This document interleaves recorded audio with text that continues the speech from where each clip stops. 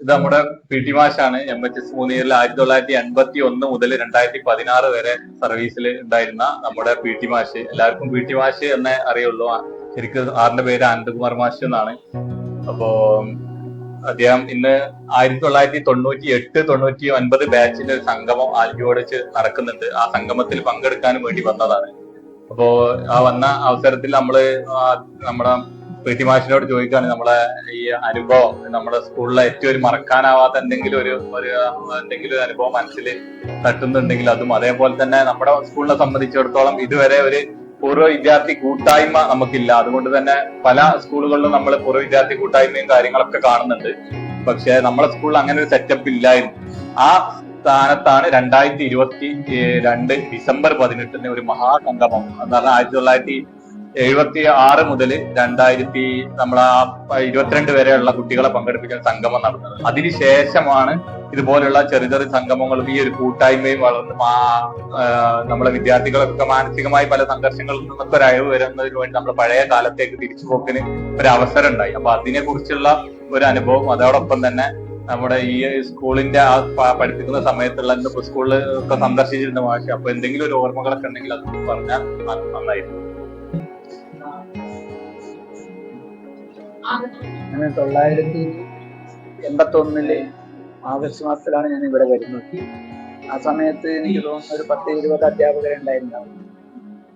ഒരു 500ഓളം കുട്ടികളാണ് ഞാൻ ഭരിക്കുന്നത്. കൂടുതലായിട്ട് ഓർക്കുന്നില്ല. ഇന്നത്തെ ആ കാലഘട്ടത്തിലുള്ള കുട്ടികൾ വളരെ എല്ലാ കാര്യത്തിലും വളരെ എഫിഷ്യന്റ് ആയിരുന്നു. നല്ല സമീപനമായിരുന്നു. അവർ നല്ല സ്നേഹത്തോടു കൂടിയുള്ള പെരുമാറ്റമായിരുന്നു. ഇന്നും അത് നിലനിർത്തുന്നുണ്ടെന്നാണ് ഞാൻ മനസ്സിലാക്കുന്നത്. പണ്ട് 22 ഡിസംബർ മാസത്തില് ഫ്ലൈറ്റ് അന്ന് നടത്തിയത് വളരെ സന്തോഷമുള്ള ഒരു കാര്യം. കാരണം 1976 മുതൽ 22 വരെ എന്ന് പറയുമ്പോൾ വലിയൊരു കാലഘട്ടത്തിന് കുട്ടികളാണ് അതിൽ ഉൾപ്പെട്ടിരുന്നത്. സത്യം പറഞ്ഞാൽ 46 വർഷമായിട്ടുള്ള കുട്ടികൾ മുഴുവൻ അതിൽ ഉൾപ്പെട്ടിരുന്നു. അത് കണ്ടപ്പോ തന്നെ എന്നെ പോലുള്ള അധ്യാപകർ തന്നെ വളരെ അത്ഭുതപ്പെട്ടു പോയി. കാരണം അത്രമാത്രം ജനക്കൂട്ടമായിരുന്നു ആ ദിവസം. എന്ത് പറഞ്ഞാലും ഇത്രയും കുട്ടികളെ സംഘടിപ്പിക്കുക എന്ന് പറഞ്ഞാൽ ആ സംഘാടകരുടെ ഒരു കഴിവ് പറഞ്ഞറിയിക്കേണ്ടതാണ്.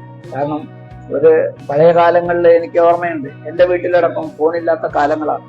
ആ കാലഘട്ടത്തില് ഉള്ള ആ കുട്ടികളെ ഫോൺ മുഖേനയും അഡ്രസ് നോക്കിയും മറ്റു രീതിയിലും ആ ആളുകളെ സംഘടിപ്പിച്ച് ഒരു വേദി ഉണ്ടാക്കുന്നത് ചെറിയ കാര്യമായിട്ട് എനിക്ക് തോന്നുന്നത്. വളരെ കഷ്ടപ്പെട്ട് മാസങ്ങളോളം അധ്വാനിച്ചാണ് ആ കുട്ടികളെ അത്തരം ഒരു വേദി അവിടെ സംഘടിപ്പിച്ചത്.